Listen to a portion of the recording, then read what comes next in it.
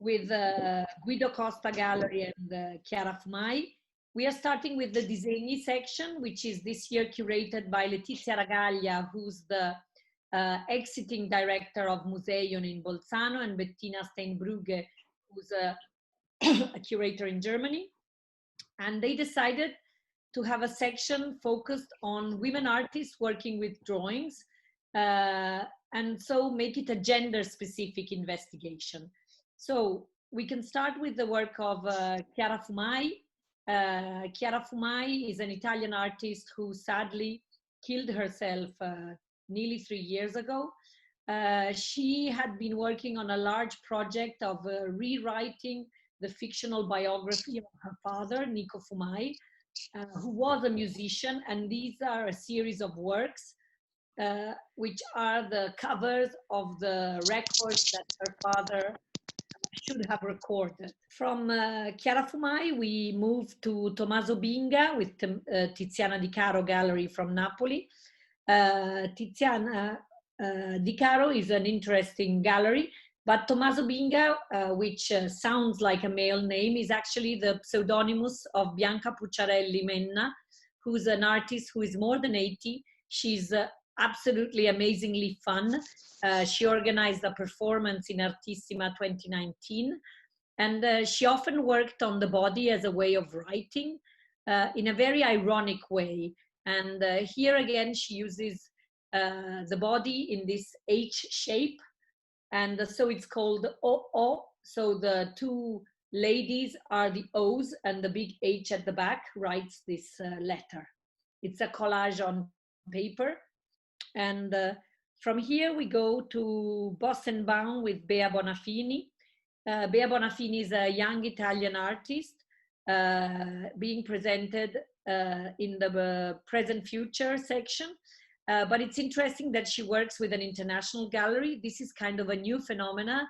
Until 5-6 years ago, most Italian artists were represented only by Italian galleries. This is an important step.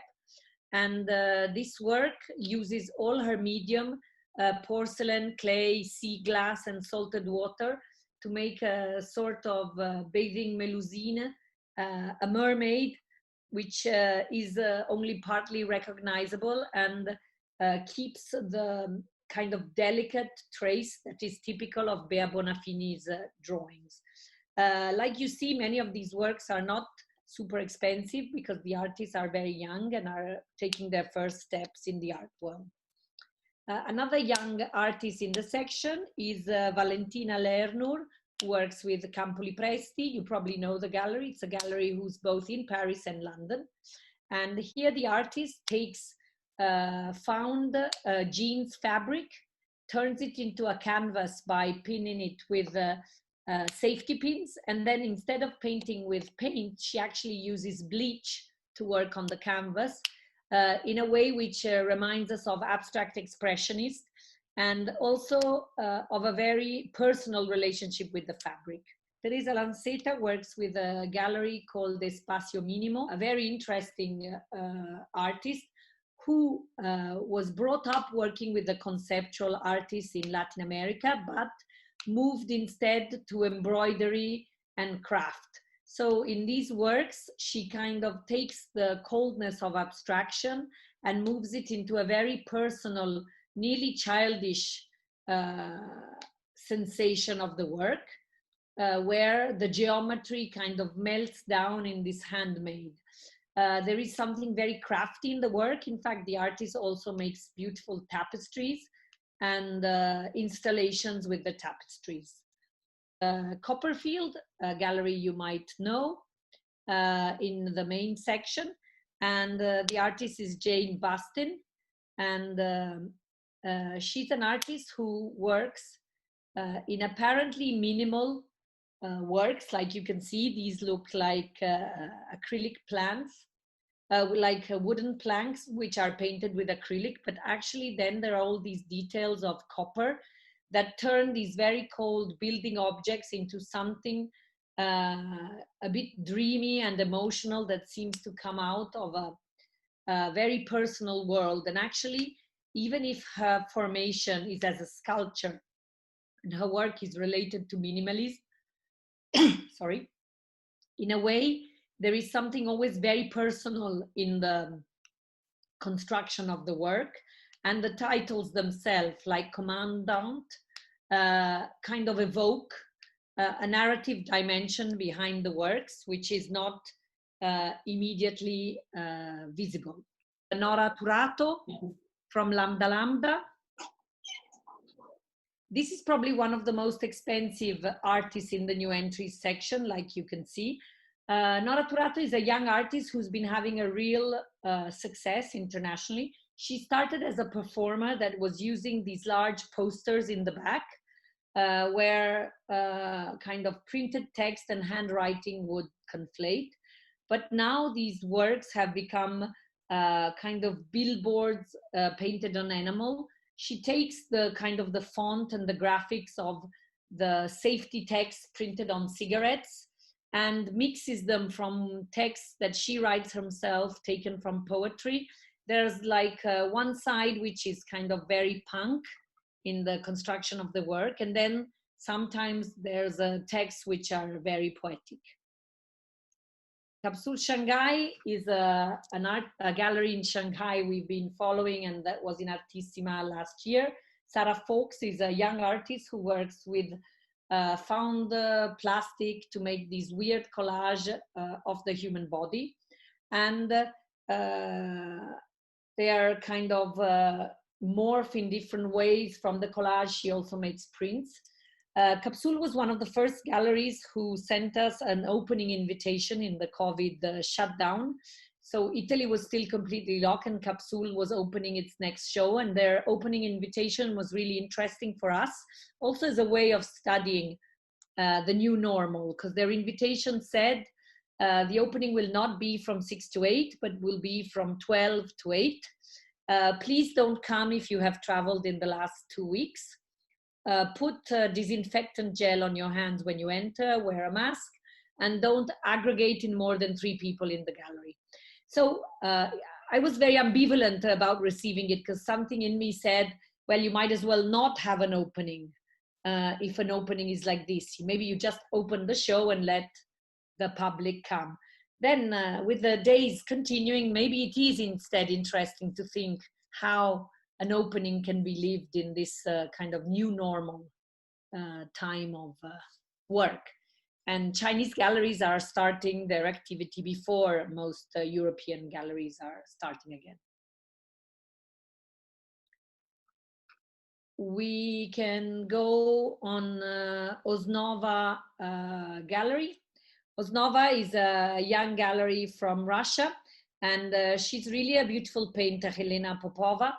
In particular, these works that seem inspired from Russian constructivism with a female touch are actually also very environment conscious. They are painted on natural canvas that the artist makes herself. All the pigments are made by the artist ecologically. And there is this hand relationship to these abstract paintings, which makes them very interesting. Roberto Fassone, artist. I think it's present future, yes. To tell you a bit, this project, which is a bit an experimental project, he's a young artist from Italy. And when we invited him, he works with Fanta in Milano. Fanta used to be an artist-run space that only recently, like a year ago, turned into a gallery. So he asked us to make a project specifically for Fondamenta. And in a way, differently from everybody else, he is gonna make, because the project lasts 30 days, 30 prints, each for 500 euros, and will change them every day. And he's also made a video, which is kind of a video promotional of his project. Oggi vorrei parlare di Sibi, un gioco che ho inventato nel 2012 e che serve per dare vita a potenziali opere d'arte. Funziona in maniera molto semplice, si schiacciano 3 tasti sul computer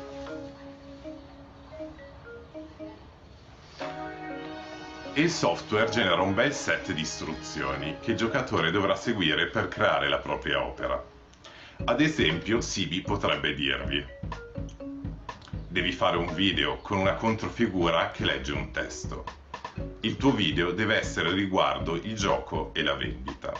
Il titolo del tuo video deve essere molto dettagliato. Ora, in occasione di Fondamenta, un progetto di Artissima che ha per tema l'evoluzione, io e la mia galleria Fondamenta abbiamo deciso di fare una cosa. Abbiamo deciso di stampare 30 set di istruzioni, uno per ogni giorno del progetto. Tutte le stampe saranno in vendita per un solo giorno e saranno sempre stampate in copia unica. Le stampe conterranno le istruzioni generate dal set, come nell'esempio che Valeria vi sta facendo vedere. Il ricavato delle copie vendute andrà in parte a finanziare un progetto dedicato a dei comodini magici che non piace molto alla mia galleria. Spero davvero abbiate capito quello che vi volevo dire, ma se doveste avere ancora dei dubbi non esitate a chiamare Alberto Zenere al 340 077 5268. Grazie per l'attenzione e vi auguro una bellissima giornata.